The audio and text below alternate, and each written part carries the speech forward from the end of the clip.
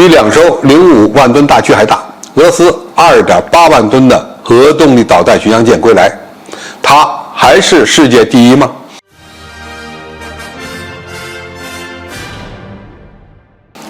在很多人看来，中国已经列装了8艘05万吨大驱，是当今世界上无可争议的最先进的驱逐舰。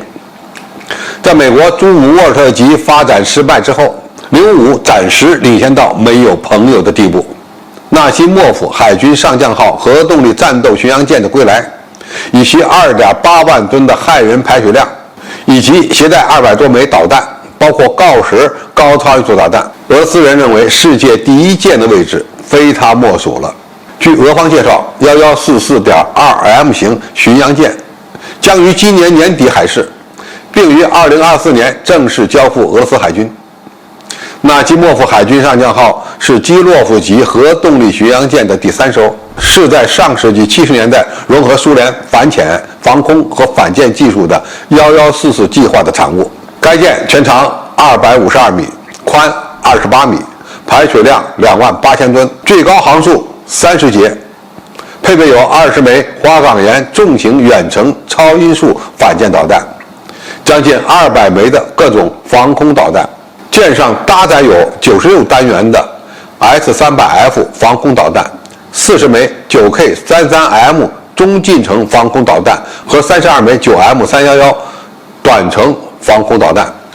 从而组成了远中近3层反导拦截网。舰上还配备有 RPK-2 暴风雪反潜导弹等等，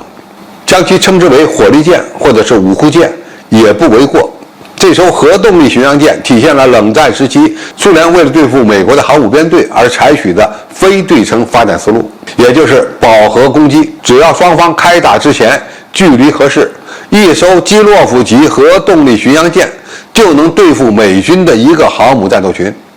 这可不是吹牛。当然，过去的基洛夫级巡洋舰已经老了，这次俄罗斯军工企业对其进行了现代化改装，配备了最新的雷达和传感设备，也换装了新式的导弹系统。该舰在1997年就被送到北德温茨克造船厂进行维护，一直到2008年才获得大修资金，并于2014年1月开始整修，到2015年拆除了所有的旧设备。2019年的时候，该舰的4周还全都是脚手架。2020年该舰下水，但是工程呢远没有结束。在莫斯科号被乌克兰军队击沉之后，纳西莫夫海军上将号就成了俄军的希望。俄罗斯国防部副部长克里沃鲁奇科称，该舰最终将成为世界上最强大的战舰。那么现在的问题是，纳西莫夫海军上将号够不够资格成为世界上最强大的战舰呢？答案是不一定。首先，现代战舰最重要的性能是雷达性能、指挥控制系统和信息化水平。俄罗斯没有这个工业基础，决定一艘军舰战斗力的因素有很多方面，不能只看排水量和导弹数量，更要看雷达的性能水平以及火力通套和反应速度。从莫斯科号巡洋舰被乌克兰亚音速导弹击沉就能看出来，俄罗斯的主力战舰并没有适应现代战争的指挥控制体系。不说别的，光是055上的双波段雷达和一体式桅杆，俄罗斯就落后30年以上。仅从信息化水平的角度来看，俄罗斯的纳西莫夫海军上将号距离中国与美国的神盾舰还有比较远的差距。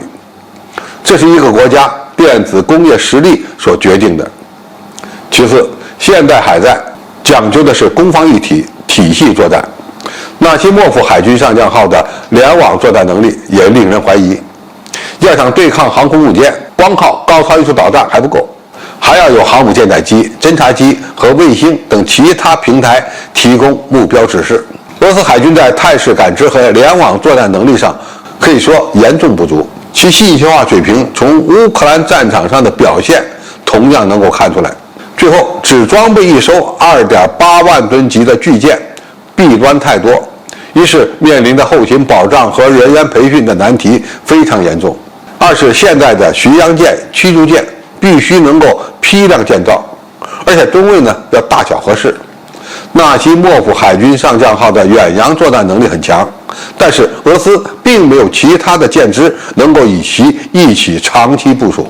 因此该舰往往会处于孤立无助的状态。在可以预见的未来，这样的军舰虽然会成为俄罗斯海军的标志，但是呢，也有可能会成为包袱。总体来说，纳西莫夫海军上将号的归来只能代表俄罗斯海军的强军梦，但是并不意味着其性能有多先进。俄罗斯虽然有强大的锆石高超音速导弹，但是缺少能发挥其非对称打击优势的舰船。这样的大舰只适用在俄罗斯近海活动，或者是与美军贴身对峙，仍然缺乏真正的能够对抗航母战斗群的能力。好，今天评述就到这里，谢谢大家收看，我们下期再见。